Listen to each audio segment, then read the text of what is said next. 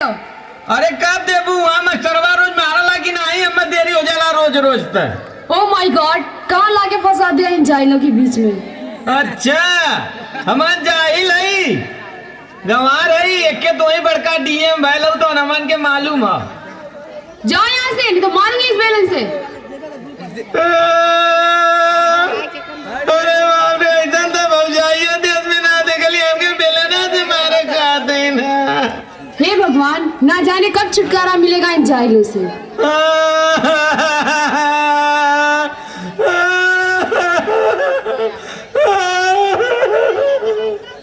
का हो?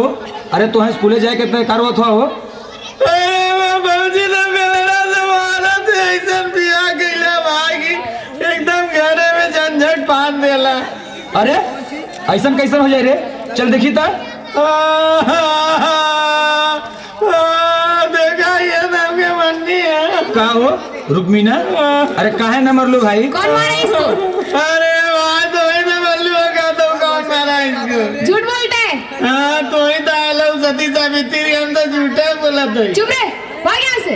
हाँ देखा ये तेरे से मना होता क्या आता है? जाता है कि मारू यहीं से।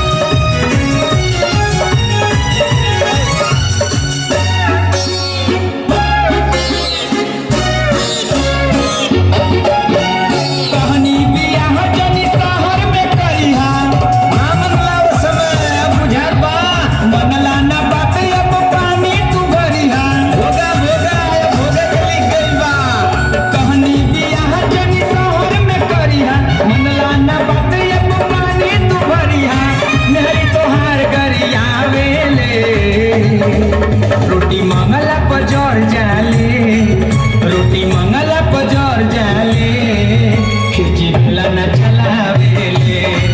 रोटी मंगला पजर जाले, खिची बेला न चलावेले। कहनी बियाह जनी शहर में करिहा, बजा देला ना लिया के शहरी हो जाई। मनला न बात अब पानी तू भरिहा, अपने संगे अमानों का दुर्गा तू करवई बा। कहनी बियाह जनी शहर में करिहा, मनला न बात अब पानी तू भरिहा, मेरी तोहार गरिया देले। रोटी मंगला पजर जाले, रोटी मंगला पजर जाले, खिची भला न चलावेले। रोटी मंगला पजर जाले, खिची बेला न चलावेले।